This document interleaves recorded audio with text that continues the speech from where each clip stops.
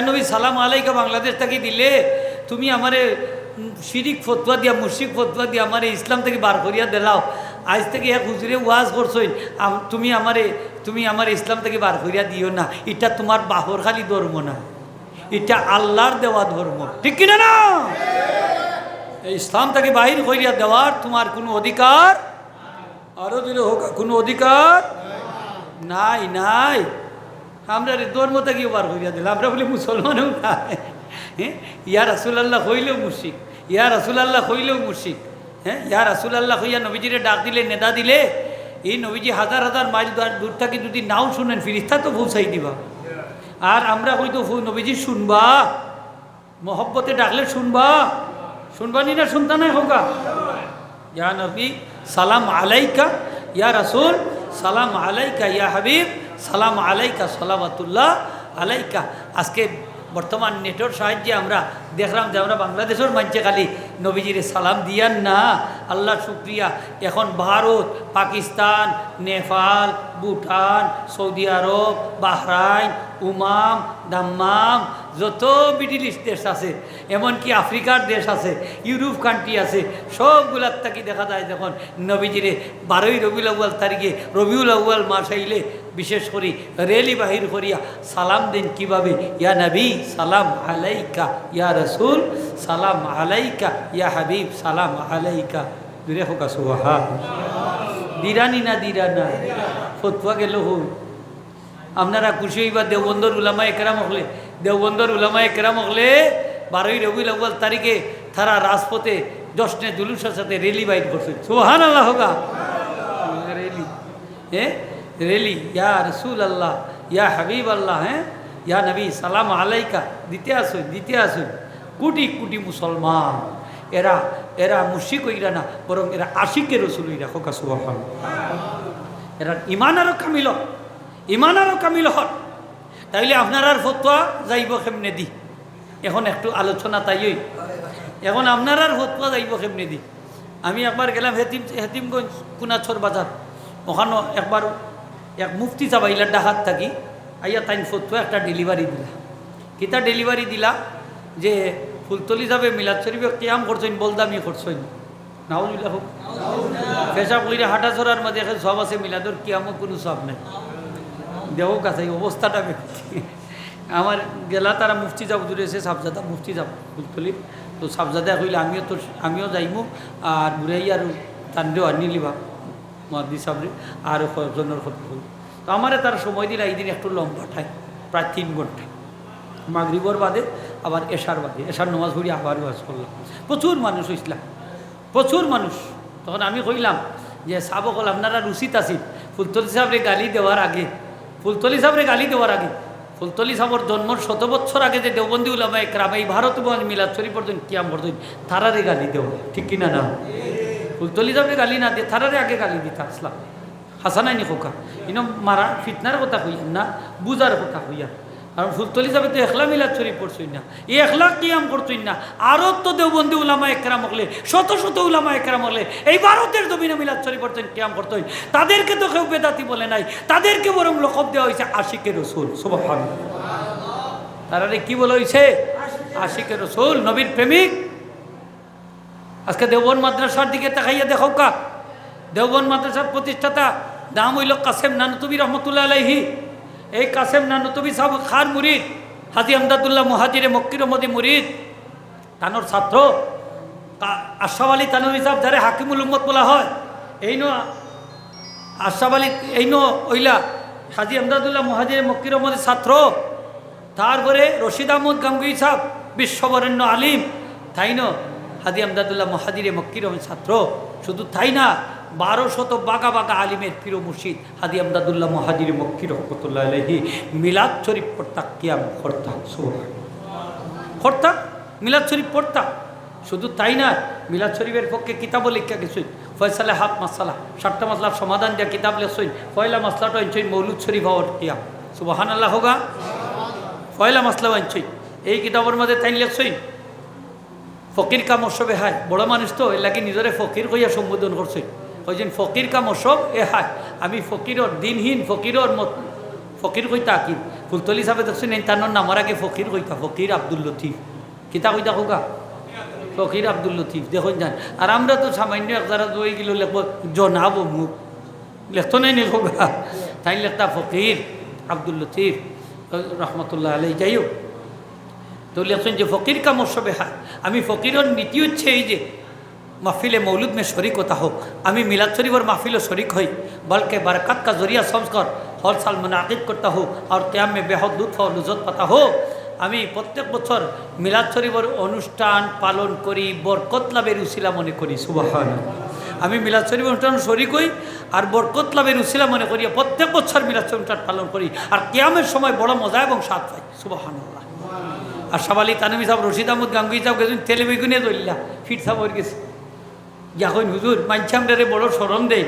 হই তোমরা পীর সাহেব মিলাদ শরীফ পড়েন কিয়াম করেন আর তোমরা খালি বেদাত বেদাত খাও আগে পীর সাহেব ঠিক করো মানে পীর সাহেব কইলা যে বাবা কল আমি কি করতাম আমি যখন মিলাদ শরীফের চক্ষু বন্ধ করি নবীজির দিদার আমার নসিব হয়েছে সুবহানাল্লাহ হোগা তখন নবীজিরে দেখতে আমি বইতাম না দাঁড়াইতাম বলে জি হুজুর আপনি দাঁড়াইতাম এই হাজি আমদাদুল্লাহ মহাজিরে মক্কি সাহেব প্রত্যেক বছর উরুস করতা দেখুন যান উরুসের কথা অন্য আবার মনে করেন না তাহলে আমরা বাংলাদেশের যে বন্ড হলে উরুস করে হলা হি বন্ড হলে একটা উরুস করে না নি এতে সই নানি একতারা দুইতারা বাজে নাচ গান করিয়া করে না নি সাজলা সাবর মাদারের খান্দা সাবরান সাবর মাদারের খান্দা মাতুই না কেন বাঁচব করে তারা ওইটারে সবর কারণ মনে করে না হুজুবিল্লাহ হ্যাঁ এই ধরনের উরুস না যাইস কাউকে এটা কি না যাইস এটার লাগি সাজলাল সাবো দায়ী নাই সাফরান সাবো দায়ী তো বন্ড হল দায়ী মাথা না কেন আপনারা এর লাগে মাজার ভাঙ্গি লিতানি আপনি মাথা টুকু নইলে আপনি মাথা টুকু নইলে মাথা কাটি লিতানি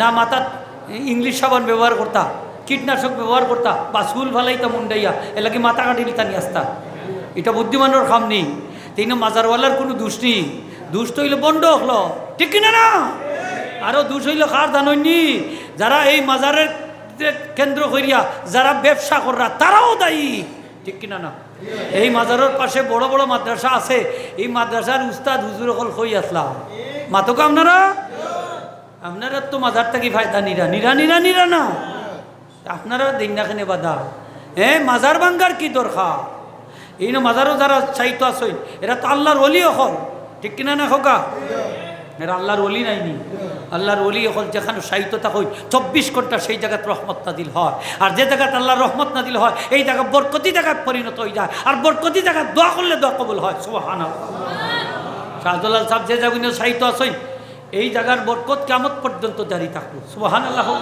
শাহফরান সাহেব আল্লাহর ওলি হল 360 উলিয়া বাংলাদেশের আনাচে কানাচে যত উলিয়া উলিয়া একরাম সাহিত্য আসই তারা চতুষ্পাঠে 24 ঘন্টা আল্লাহ রহমত নাজিল করে দিরা তারা বরকত কিয়ামত তক জারি থাক হাজির নেকরাম এরার লোকে বেয়াদবি করাটা ঠিক হইব নি খোকা উরুস উরুস না তানোর উরুসটা দেখো কাকিলা তাই লেখসইন उस मसाला में फ़कीर का मशबे है कि हर साल मेरे पीर मुर्शिद की रूह मुबारक को इसाले सब करता हो अव्वल कुरान खानी होती है और कभी वक्त में गुंजाइश हो तो मौलूद पढ़ा जाता है फिर लोगों को काना काला जाता है उसका सब बख्श दिया जाता है আমি প্রত্যেক বছর আমার পীর মুর্শিদের রূহ মুবারক ইসালে সব করি তিনটা জিনিসের মাধ্যমে পয়লা কোরআন শরীফ খতম করি তারপরে মিলাদ শরীফ পড়ি তারপরে মানুষের সিন্নি খাওয়াই এই সিন্নির সব মিলাদ শরীফর সব কোরআন খতমর সব আমার পীর মুর্শিদের রূহ মুবারক পৌঁছাই দেয় সুবহানাল্লাহ তাইলে মিলাদ শরীফ পড়ার মাঝে সওয়াব আসেনি না নাই তারা তো কই বেদাত হইয়া তোরা সেটাই করি হ্যাঁ এর তাই নয় মিলাদ শরীফ পড়ি আমার উস্তাদর আমার পীর মুর্শিদর রূহ মুবারক সব পৌঁছাই দেয় তারা তো বেদাত হইয়া তোরা সেটাই করি না মিলাদ শরীফ পড়ে না আসেনি না নাই এটা আলিমকল আসেনি না নাই মাতুকাতে আসেনি না আলিম সব হ্যাঁ অথচ দেওবন্দি আলিম হাজি আমদাদুল্লাহ মহাজিরে মক্কি সাহেব তাই মিলাদ শরীফ পড়তা থানোর ছাত্রকল যারা হ্যাঁ প্রায় অনেকে কয়েকজনে পড়তা বা তারা এটারে মিলাদর আলোচনারে বরকত লাভের উসিলা মনে করতা কাসেম নানুতবি সাহেব লেখসইন জিক্রে ওয়ালাদত বা সাহাদত মুজিবে খায়রের বরকত হয় মিলাদ শরীফের আলোচনা কল্যাণ এবং বরকত লাভের উসিলা সুবহানাল্লাহ হোক সব দেওবন্দি হলোর মুরব্বী যিনি আই ওই থান গেছে এনার নাম হইল আব্দুল হক মুহাদ্দিসে দেহলভী রহমতুল্লাহ আলাইহি এই নইলা ভারত উপমহাদেশে যত দেওবন্দি আলিম সাহেব আছে সকলের সনদ তান লগি গিয়া মিলিত হয়েছে আর তান সনদ আল্লাহ রসুলের সাথে গিয়া মিলিত হয়েছে সুবহানাল্লাহ মিলাদ শরীফ পড়তা কিয়াম করতা মিলাদ শরীফ পড়তা কিয়াম করতা, প্রত্যেক দিন আমার নবীজির দিদার থান নসিব হইত প্রত্যেক দিন। সুবহানাল্লাহ হোক। নাম কি? আব্দুল হক মুহাদ্দিসে দেহলভী রহমতুল্লাহ। মিলাদ শরীফ পড়তা। হাজিরিন ইকরাম, ঠান্ডে তো কেউ আশিক যে বেদাতি হয় না, বেদাতি হয় না। এর লাগি আপনি এটারে বাদ হইতে হইলে আগে দেওবন্দি আলিম সাহেব ওগুলোর দিকে আপনি লক্ষ্য রাখতে হইব। আর একটা কথা,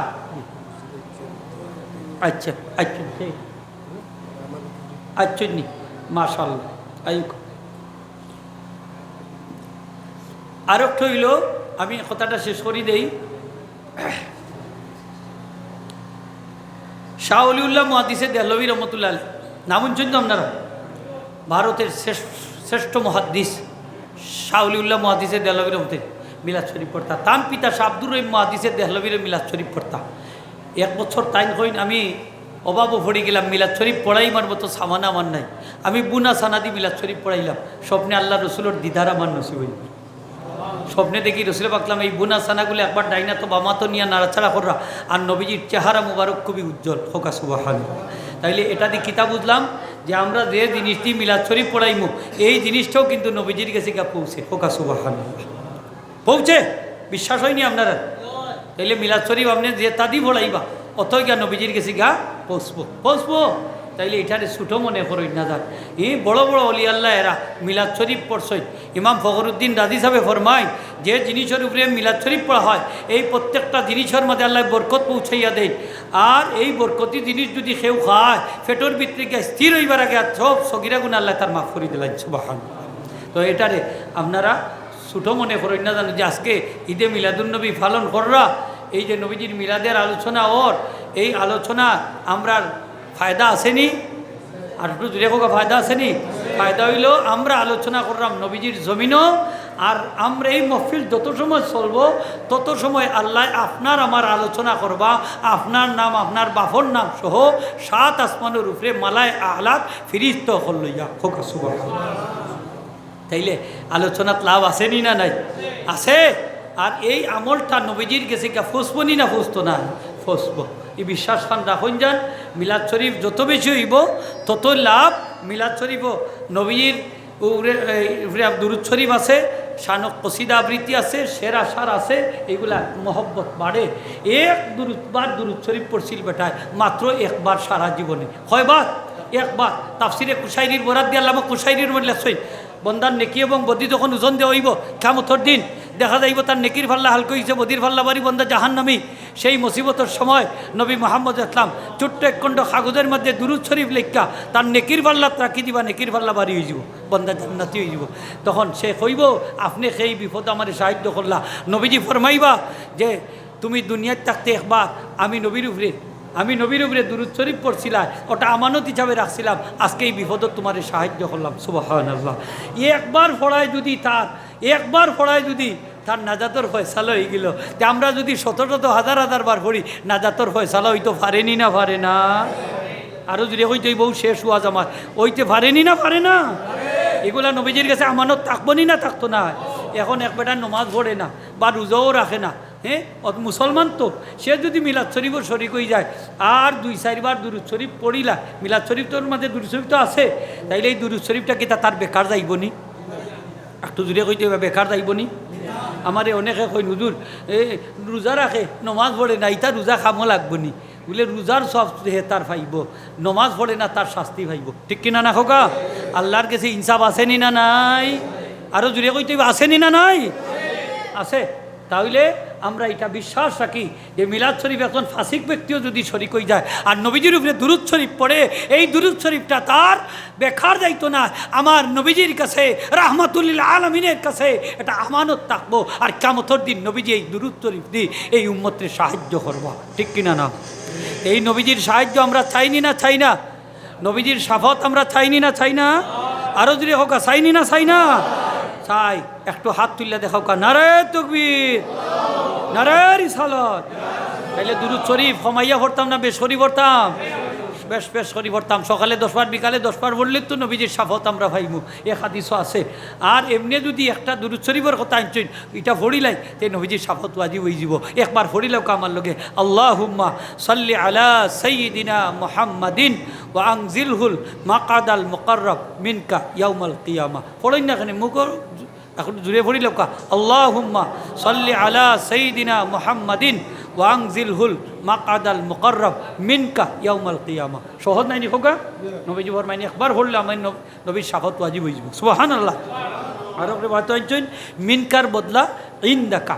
আর একটা দুরূদ শরীফ আমরা বড় মুহাদ্দিস সাহেব কইছেন, আমরা একবার লেখাইও দিছই সাতকের বুখারী শরীফের খতম ইসলাম পড়িলাই একবার আল্লাহুম্মা সাল্লি আলা সাইয়্যিদিনা মুহাম্মাদিনিন নবিয়্যিল উম্মি আল হাবিবিল আলী আল কাদরিল আজিমিল জাহি ওয়া আলা আলিহি ওয়া সাহবিহি ওয়া সাল্লিম। প্রত্যেক রাত্রে ঘুমাইবার সময় 10 বার আর জুমার রাত্রে 100 বার এই দুরূদ শরীফ পড়লে নবীজির দিদার তার নসিব হয়ে যাব। আর যদি দিদার নসিব না হয় সক্রাতের সময় নবীজি এই উম্মতের সশরীরে দিদার দানে দৈন্য করে দিবা। সুবহানাল্লাহ। আল্লাহ আমল করার তৌফিক দৌকা জুড়ে হোক আমিন। ওয়া আখিরু দাওয়ানা আলহামদুলিল্লাহি রাব্বিল আলামিন।